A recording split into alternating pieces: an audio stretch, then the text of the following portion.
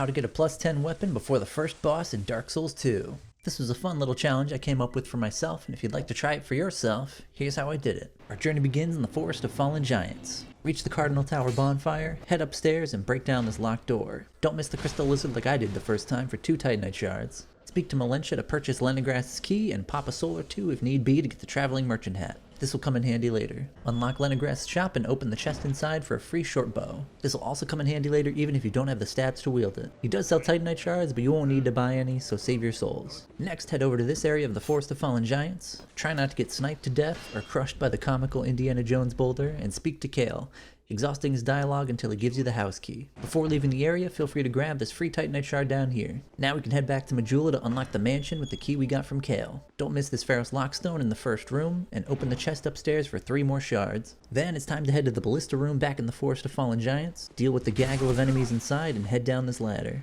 Don't get caught by the trap in the chest, grab the Titanite shard inside, and use your Pharos Lockstone on the contraption to claim your slab. There's one more chest in this room behind this locked door, and all you have to do is knock. Clear out the enemies inside and open the chest for a large shard. Now it's time for a bit of grinding. I like Hyde's Tower as an early game grind spot, and there's an item here that'll be useful to us later. You can summon this phantom right here by the Dragon Rider Foggate to help you with the Hyde Knights, who are pretty tough at this low level. Make your way to the Cathedral of Blue, book it from the top of these stairs to narrowly avoid getting cooked by the dragon's breath attack. And try not to get knocked off the edge soloing it because your phantom got stuck.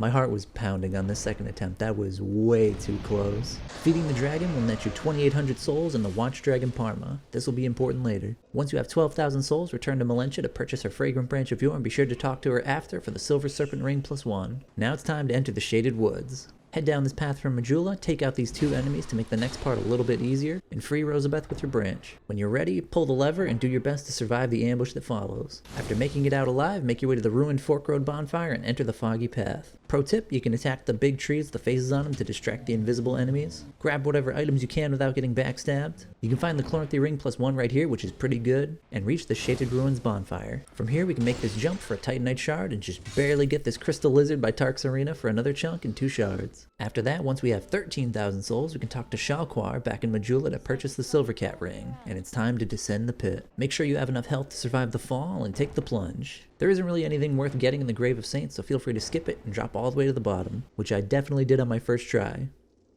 For sure. Once you're at the bottom, do your best to get this Crystal Lizard, but it's not a big deal if you don't. Now this is where that bow comes in handy.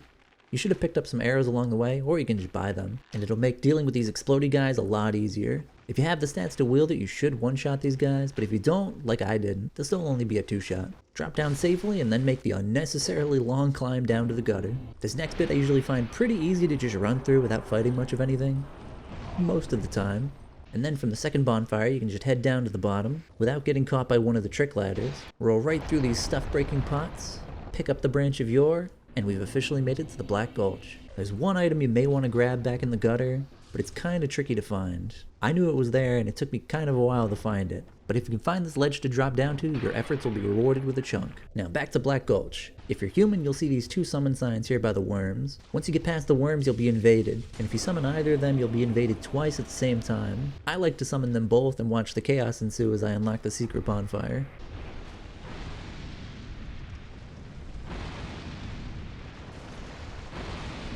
Once both invaders are vanquished, you can send your phantoms home and begin the final leg of this quest. We can't go any further without facing any bosses, but right here we have one of the most valuable grinding spots in the game. Clear out the poison statues and then you can easily farm these enemies in the tar pits or pools of oil, whatever they are. These guys will drop large shards and chunks. And you can increase your drop rate by wearing the Traveling Merchant's hat and the Watch Dragon Parma. I know grinding isn't very exciting, but you should only need a couple more large shards and chunks at this point to max out your weapon, and it only took me about 15 minutes. If the enemies stop respawning, you can just join the Covenant of Champions, but beware, they will be stronger. And that's it.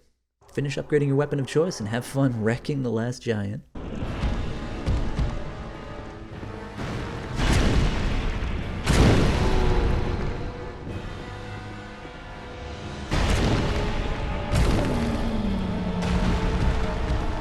I hope you all enjoyed. This is actually my first time scripting a video out like this. Let me know how you think I did. And subscribe for more Dark Souls 2 content.